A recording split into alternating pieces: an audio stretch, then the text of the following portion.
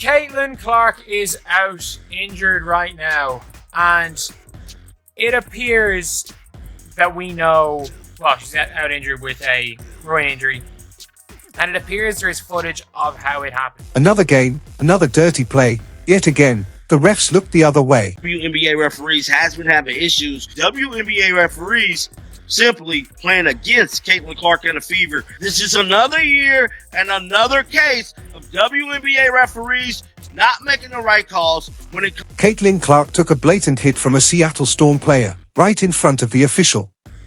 No whistle. No concern. No accountability. That very play may have caused the groin injury that's now forced her to the sidelines. If you think WNBA refs are protecting anyone but her, drop a comment below. Protect CC. Let's make some noise. The worst missed calls I think I've ever seen in basketball. And then when the refs don't call the bear hug, Obviously being fouled. The refs don't. No whistle. No protection. No accountability. And let's not act surprised. This isn't new. It's becoming a disturbing pattern. Clark is the needle. Caitlin is boxed off. Caitlin Clark as the star. Everything else is wrapped around her, and everything else is revolving around her. She's Rookie of the Year in the WNBA. Caitlin Clark is the star player of the WNBA. The most popular woman ever in the WNBA. Caitlin. This isn't just about a single foul, it's about a pattern. It's about how silence turns into complicity. The WNBA's refusal to act is no longer just ignorance, it's becoming a full-blown crisis. It's a mad situation just all around when it comes to Caitlin Clark. Caitlin Clark has suffered yet another hard foul, and the referees failed to make a call. The WNBA is physical, and she just needs to get over. What happened in Seattle wasn't some isolated incident, it was just the latest chapter in a growing, frustrating trend. Caitlin Clark taking hard hits with nothing but silence from the officials. And we have another situation where WNBA referees fail to make the right calls against Caitlin Clark and the Fever. Let's rewind the tape. Game after game, Caitlin Clark's been absorbing more contact than a crash test dummy. And still, the whistles stay silent. Why is that? New year, Caitlin Clark still getting assaulted though, bruh. Why is we back here? And somehow, the officials keep missing it, like they are watching a different game entirely. Whatever reason, these referees made it their business to simply not make them. From arm grabs to body slams, defenders have been throwing elbows like it's a wrestling match, and Caitlin Clark has taken every hit. One viral moment from that Storm game says it all. Clark drives hard to the rim, gets hacked across the torso, and the ref, standing right there, does absolutely nothing. Referee's literally right there. Like, bro, you're right. Meanwhile, the Fever get whistled for breathing too hard. Sophie Cunningham got called for a foul just for existing. Hands up, feet set, didn't even move.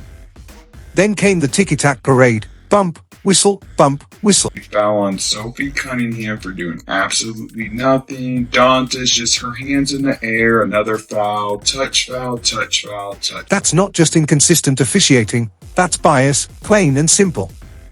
Fans have taken matters into their own hands, flooding social media with frame-by-frame clips of Caitlin Clark getting hammered while officials stand frozen.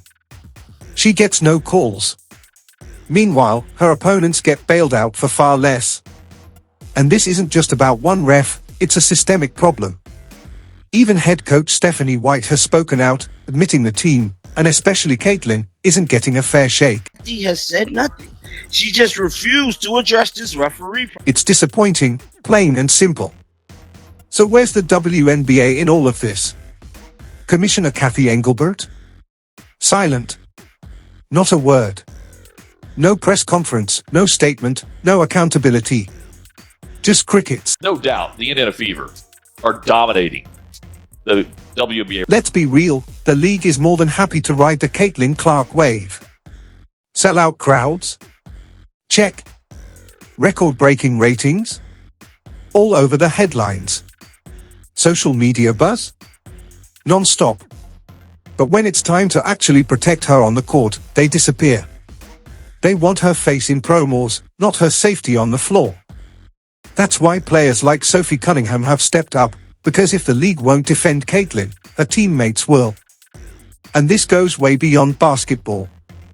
It's about the message the WNBA is sending. Thanks for the spotlight. but don't expect any protection. Caitlin Clark has suffered yet another hard foul, and the referees failed to make a call. Now let's talk about that Seattle game, the one that lit the fuse on this firestorm. Sure, the Fever got the win, 94-86. But the scoreboard? It only tells half the story. From the opening tip, Caitlin Clark was targeted, hounded off the ball, held on screens, grabbed on drives, shoved without mercy. And not one official had the courage to blow the whistle. One moment early in the game says it all. Clark drives for a layup, takes full body contact, gets absolutely hammered, and the ref just stares and lets it go. Caitlin Clark is definitely still in a shooting slump. She attempted 6 3-pointers, made none of them. She went 3 for 13 all night. This is the first time in her career Caitlin Clark recorded more turnovers than points, bro. She had more turnovers than points for the first time in her whole basketball. This double standard isn't just frustrating, it's dangerous. It sends a message to every other team that targeting Caitlin Clark is fair game. And Seattle? They took full advantage. But this is exactly what sets Caitlin apart. Despite the punishment, despite being ignored by the officials, despite the constant risk of injury, she didn't back down. She didn't disappear. She led. No, the box score wasn't flashy, 6 points, 8 turnovers, but leadership isn't always about stats.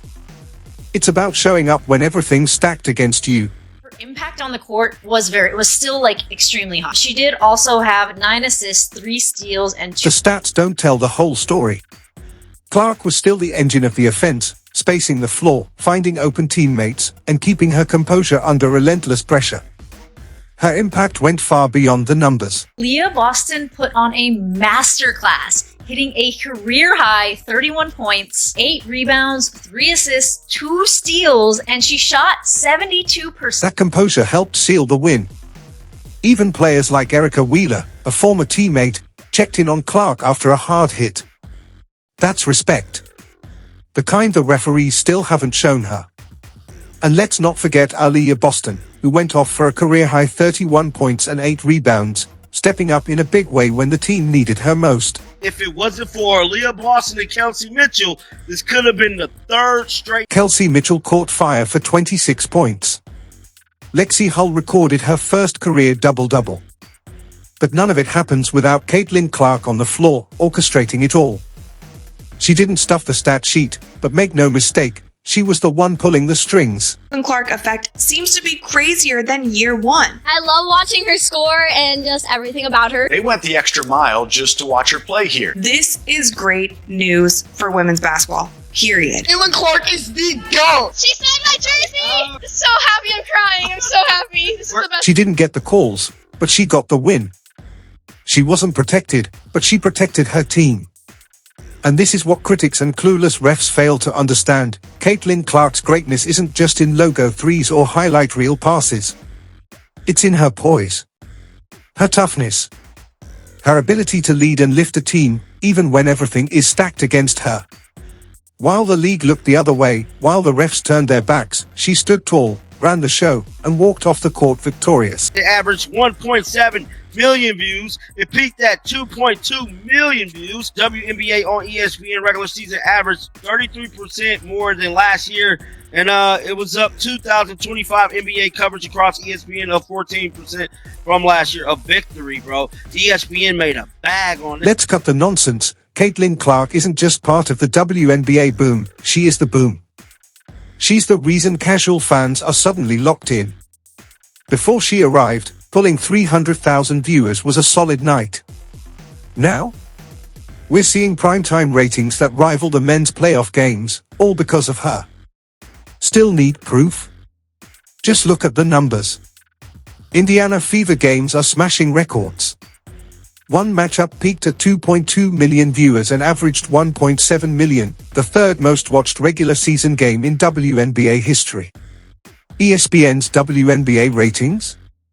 Up 14%. ABC viewership? Up a staggering 76%. That's not hype. That's impact. That's Caitlin Clark. Now, this ain't because they played the Las Vegas Aces. No, this because Caitlin Clark was expected to ball out. Caitlin and them still doing big viewership numbers, still doing big-time votes when it comes to All-Star games, still making their presence. And if you've been paying attention, there's one common thread in nearly every high-rated WNBA broadcast this season. Caitlin Clark is on the court. That's no coincidence. That's the Caitlin Clark phenomenon in full effect. Even sports giants like ESPN are acknowledging it. She's not just a player anymore, she is the headline, the storyline, the main event.